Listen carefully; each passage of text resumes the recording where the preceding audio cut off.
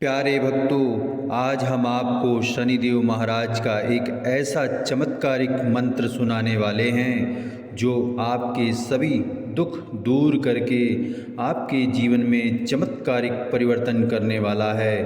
प्यारे भक्तों, शनिदेव महाराज को कर्मफल दाता कहा जाता है, यानी कि कलयुग के न्याय देवता शनिदेव जी हैं। जो मनुष्य इस पृथ्वी लोक में जैसे कर्म करता है उसको वैसा ही फल शनिदेव जी प्रदान करते हैं। प्यारे भक्तों, शनि की अढ़ैया साढ़े साती का प्रभाव हर व्यक्ति के जीवन में जरूर आता है। जब भी यह समय आता है व्यक्ति को कपड़े की भांति निचोड़ कर रख देता है। व्यक्ति चारों तरफ से समस्याओं से घिर जाता है। व्यर्थ की भाग दौड़ शुरू हो जाती है। काम बनते बनते बिगड़ जाते हैं। घर में कलह शुरू हो जाती है। कर्ज बढ़ने लगता है। धंधा व्यवसाय चौपट हो जाता है। इन समस्याओं का एक ही समाधान है कि शनिदेव जी को प्रसन्न कर लिया जाए। अगर शनिदेव जी प्रसन्न हो गए तो ये सभी समस्याएं पलक झपकते ही दूर हो जाएंगी। प्यारे भक्तों, शनिदेव महाराज का जो मंत्र आज हम आपको सुनाने वाले हैं, इस मंत्र के नियमित जाप या श्रवण करने से शनिदेव जी बहुत ही जल्दी प्रसन्न हो जाते हैं। बस इस मंत्र का नियमित रूप से 108 बार जाप या श्रवण आज से ही शुरू कर दो तो जीवन खुशियों से भर जाएगा।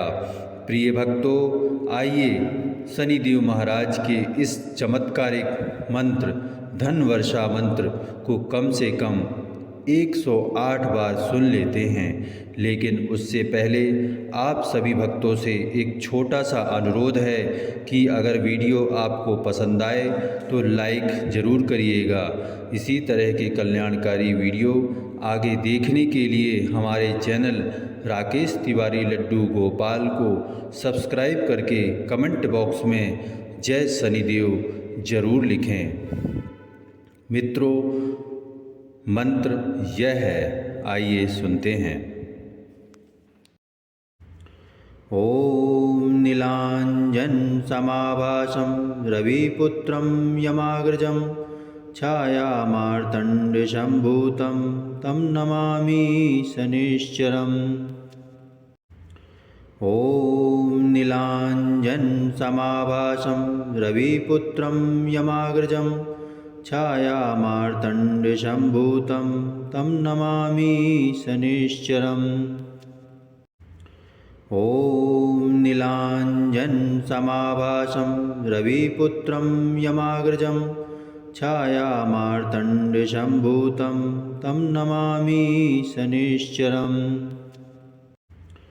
ओम नीलांजन समाभासं रविपुत्रं यमाग्रजं छायामार्तंड संभूतं तं नमामि शनिश्चरम्। ओम नीलांजन समाभासं रविपुत्रं यमाग्रजं छायामार्तंड संभूतं तं नमामि शनिश्चरम्। ओम नीलांजन समाभासं रविपुत्रं यमाग्रजं छायामार्तंड संभूतं तं नमामि शनिश्चरम्।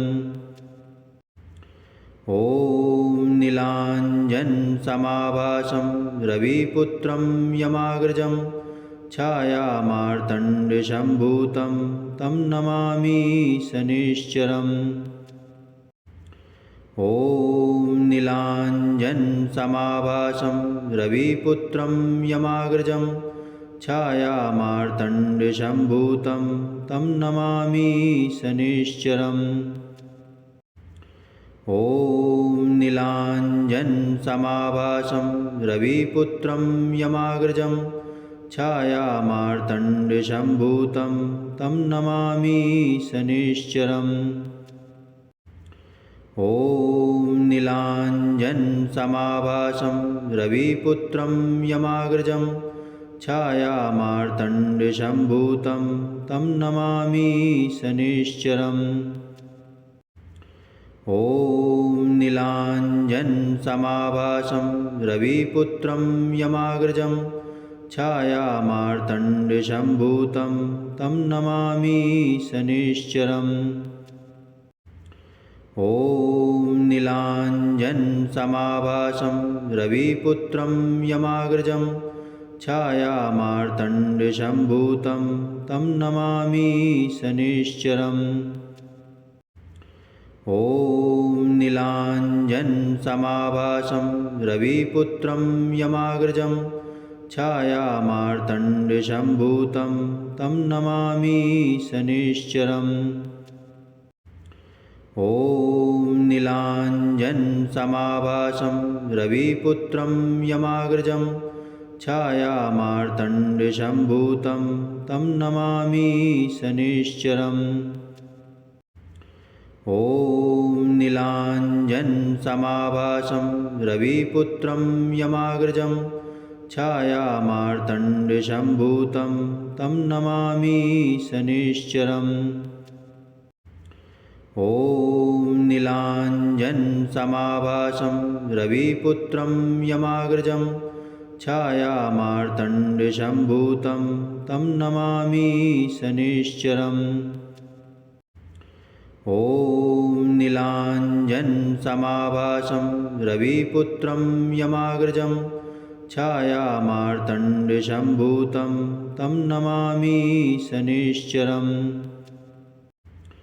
ॐ नीलाञ्जनसमाभासं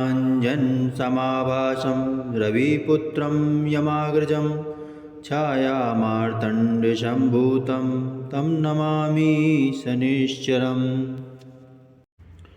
ॐ नीलाञ्जनसमाभासं रविपुत्रं यमाग्रजं छायामार्तण्डसम्भूतं तं नमामि शनिश्चरम्। ॐ नीलाञ्जनसमाभासं रविपुत्रं यमाग्रजं छायामार्तण्डसम्भूतं तं नमामि शनिश्चरम्। ॐ नीलाञ्जनसमाभासं रविपुत्रं यमाग्रजं छायामार्तण्डसम्भूतं तं नमामि शनिश्चरम्। ॐ नीलाञ्जनसमाभासं रविपुत्रं यमाग्रजं छायामार्तण्डसम्भूतं तं नमामि शनिश्चरम्। ॐ नीलाञ्जनसमाभासं रविपुत्रं यमाग्रजं छायामार्तण्डसम्भूतं तं नमामि शनिश्चरम्। ॐ नीलाञ्जनसमाभासं रविपुत्रं यमाग्रजं छायामार्तण्डसम्भूतं तं नमामि शनिश्चरम्। ॐ नीलाञ्जनसमाभासं रविपुत्रं यमाग्रजं छायामार्तण्डसम्भूतं तं नमामि शनिश्चरम्। ॐ नीलाञ्जनसमाभासं रविपुत्रं यमाग्रजं छायामार्तण्डसम्भूतं तं नमामि शनिश्चरम्। ॐ नीलाञ्जनसमाभासं रविपुत्रं यमाग्रजं छायामार्तण्डसम्भूतं तं नमामि शनिश्चरम्। ॐ नीलाञ्जनसमाभासं रविपुत्रं यमाग्रजं छायामार्तण्डसम्भूतं तं नमामि शनिश्चरम्। ॐ नीलाञ्जनसमाभासं रविपुत्रं यमाग्रजं छायामार्तण्डसम्भूतं तं नमामि शनिश्चरम्। ॐ नीलाञ्जनसमाभासं रविपुत्रं यमाग्रजं छायामार्तण्डसम्भूतं तं नमामि शनिश्चरम्। ॐ समाभासं रविपुत्रं यमाग्रजं छायामार्तण्डसम्भूतं तं नमामि शनिश्चरम्। ॐ नीलाञ्जनसमाभासं रविपुत्रं यमाग्रजं छायामार्तण्डसम्भूतं तं नमामि शनिश्चरम्। ॐ नीलाञ्जनसमाभासं रविपुत्रं यमाग्रजं छायामार्तण्डसम्भूतं तं नमामि शनिश्चरम्।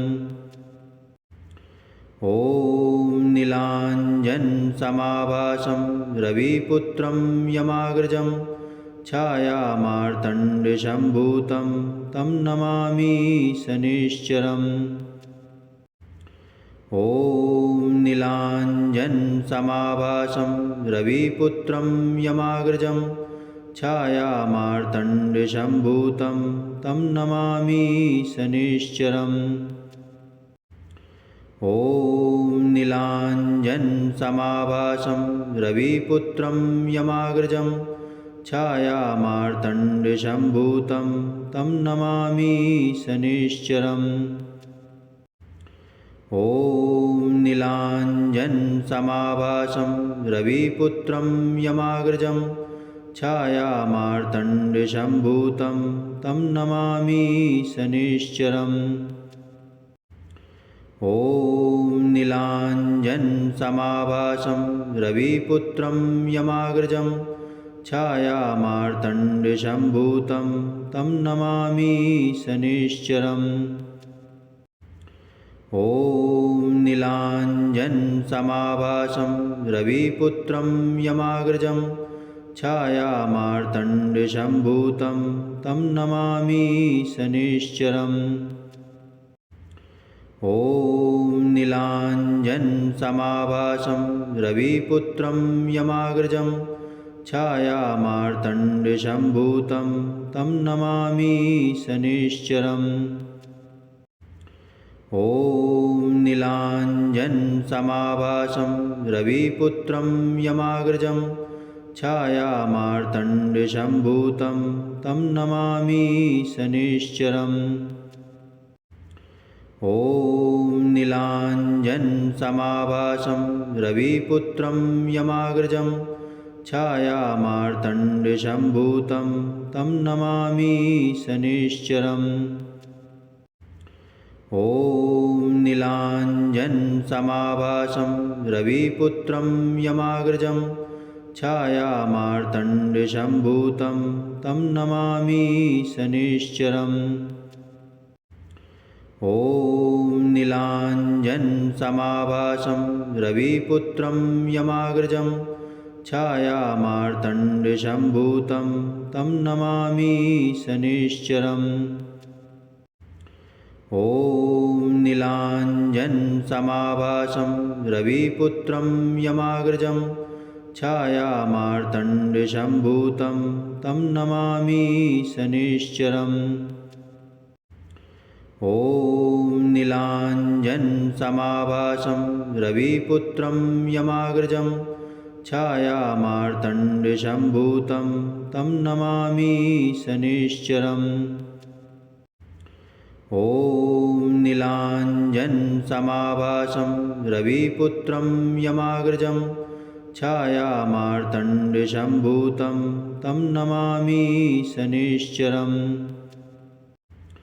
ॐ नीलाञ्जनसमाभासं रविपुत्रं यमाग्रजं छायामार्तण्डसम्भूतं तं नमामि शनिश्चरम्। ॐ नीलाञ्जनसमाभासं रविपुत्रं यमाग्रजं छायामार्तण्डसम्भूतं तं नमामि शनिश्चरम्। ॐ नीलाञ्जनसमाभासं रविपुत्रं यमाग्रजं छायामार्तण्डसम्भूतं तं नमामि शनिश्चरम्। ॐ नीलाञ्जनसमाभासं रविपुत्रं यमाग्रजं छायामार्तण्डसम्भूतं तं नमामि शनिश्चरम्। ॐ नीलाञ्जनसमाभासं रविपुत्रं यमाग्रजं छायामार्तण्डसम्भूतं तं नमामि शनिश्चरम्। ॐ नीलाञ्जनसमाभासं रविपुत्रं यमाग्रजं छायामार्तण्डसम्भूतं तं नमामि शनिश्चरम्। ॐ नीलाञ्जनसमाभासं रविपुत्रं यमाग्रजं छायामार्तण्डसम्भूतं तं नमामि शनिश्चरम्। ॐ नीलाञ्जनसमाभासं रविपुत्रं यमाग्रजं छायामार्तण्डसम्भूतं तं नमामि शनिश्चरम्। ॐ नीलाञ्जनसमाभासं रविपुत्रं यमाग्रजं छायामार्तण्डसम्भूतं तं नमामि शनिश्चरम्। ॐ नीलाञ्जनसमाभासं रविपुत्रं यमाग्रजं छायामार्तण्डसम्भूतं तं नमामि शनिश्चरम्। ॐ नीलाञ्जनसमाभासं रविपुत्रं यमाग्रजं छायामार्तण्डसम्भूतं तं नमामि शनिश्चरम्। ॐ नीलाञ्जनसमाभासं रविपुत्रं यमाग्रजं छायामार्तण्डसम्भूतं तं नमामि शनिश्चरम्। ॐ नीलाञ्जनसमाभासं रविपुत्रं यमाग्रजं छायामार्तण्डसम्भूतं तं नमामि शनिश्चरम्। ॐ नीलाञ्जनसमाभासं रविपुत्रं यमाग्रजं छायामार्तण्डसम्भूतं तं नमामि शनिश्चरम्। ॐ नीलाञ्जनसमाभासं रविपुत्रं यमाग्रजं छायामार्तण्डसम्भूतं तं नमामि शनिश्चरम्। ॐ नीलाञ्जनसमाभासं रविपुत्रं यमाग्रजं छायामार्तण्डसम्भूतं तं नमामि शनिश्चरम्। ॐ नीलाञ्जनसमाभासं रविपुत्रं यमाग्रजं छायामार्तण्डसम्भूतं तं नमामि शनिश्चरम्। ॐ नीलाञ्जनसमाभासं रविपुत्रं यमाग्रजं छायामार्तण्डसम्भूतं तं नमामि शनिश्चरम्। ॐ नीलाञ्जनसमाभासं रविपुत्रं यमाग्रजं छायामार्तण्डसम्भूतं तं नमामि शनिश्चरम्। ॐ नीलाञ्जनसमाभासं रविपुत्रं यमाग्रजं छायामार्तण्डसम्भूतं तं नमामि शनिश्चरम्। ॐ नीलाञ्जनसमाभासं रविपुत्रं यमाग्रजं छायामार्तण्डसम्भूतं तं नमामि शनिश्चरम्। ॐ नीलाञ्जनसमाभासं रविपुत्रं यमाग्रजं छायामार्तण्डसम्भूतं तं नमामि शनिश्चरम्। ॐ नीलाञ्जनसमाभासं रविपुत्रं यमाग्रजं छायामार्तण्डसम्भूतं तं नमामि शनिश्चरम्। ॐ नीलाञ्जनसमाभासं रविपुत्रं यमाग्रजं छायामार्तण्डसम्भूतं तं नमामि शनिश्चरम्। ॐ नीलाञ्जनसमाभासं रविपुत्रं यमाग्रजं छायामार्तण्डसम्भूतं तं नमामि शनिश्चरम्। ॐ नीलाञ्जनसमाभासं रविपुत्रं यमाग्रजं छायामार्तण्डसम्भूतं तं नमामि शनिश्चरम्। ॐ नीलाञ्जनसमाभासं रविपुत्रं यमाग्रजं छायामार्तण्डसम्भूतं तं नमामि शनिश्चरम्। ॐ नीलाञ्जनसमाभासं रविपुत्रं यमाग्रजं छायामार्तण्डसम्भूतं तं नमामि शनिश्चरम्। ॐ नीलाञ्जनसमाभासं रविपुत्रं यमाग्रजं छायामार्तण्डसम्भूतं तं नमामि शनिश्चरम्। ॐ नीलाञ्जनसमाभासं रविपुत्रं यमाग्रजं छायामार्तण्डसम्भूतं तं नमामि शनिश्चरम्। ॐ नीलाञ्जनसमाभासं रविपुत्रं यमाग्रजं छायामार्तण्डसम्भूतं तं नमामि शनिश्चरम्।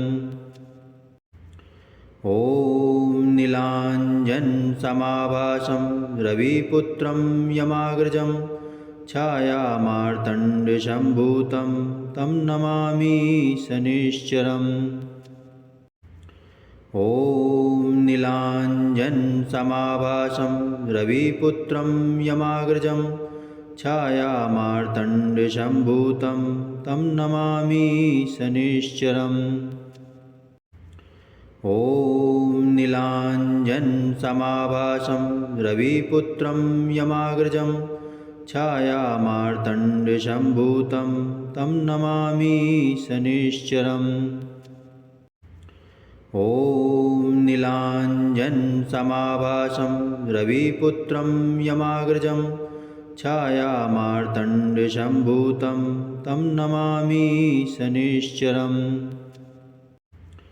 ॐ नीलाञ्जनसमाभासं रविपुत्रं यमाग्रजं छायामार्तण्डसम्भूतं तं नमामि शनिश्चरम्। ॐ नीलाञ्जनसमाभासं रविपुत्रं यमाग्रजं छायामार्तण्डसम्भूतं तं नमामि शनिश्चरम्। ॐ नीलाञ्जनसमाभासं रविपुत्रं यमाग्रजं छायामार्तण्डसम्भूतं तं नमामि शनिश्चरम्। ॐ नीलाञ्जनसमाभासं रविपुत्रं यमाग्रजं छायामार्तण्डसम्भूतं तं नमामि शनिश्चरम्। ॐ नीलाञ्जनसमाभासं रविपुत्रं यमाग्रजं छायामार्तण्डसम्भूतं तं नमामि शनिश्चरम्। ॐ नीलाञ्जनसमाभासं रविपुत्रं यमाग्रजं छायामार्तण्डसम्भूतं तं नमामि शनिश्चरम्। ॐ नीलाञ्जनसमाभासं रविपुत्रं यमाग्रजं छायामार्तण्डसम्भूतं तं नमामि शनिश्चरम्।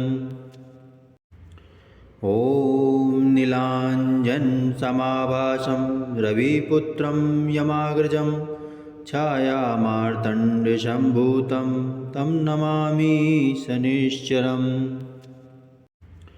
ॐ नीलाञ्जनसमाभासं रविपुत्रं यमाग्रजं छायामार्तण्डसम्भूतं तं नमामि शनिश्चरम्। ॐ नीलाञ्जनसमाभासं रविपुत्रं यमाग्रजं छायामार्तण्डसम्भूतं तं नमामि शनिश्चरम्। ॐ नीलाञ्जनसमाभासं रविपुत्रं यमाग्रजं छायामार्तण्डसम्भूतं तं नमामि शनिश्चरम्। ॐ नीलाञ्जनसमाभासं रविपुत्रं यमाग्रजं छायामार्तण्डसम्भूतं तं नमामि शनिश्चरम्। ॐ नीलाञ्जनसमाभासं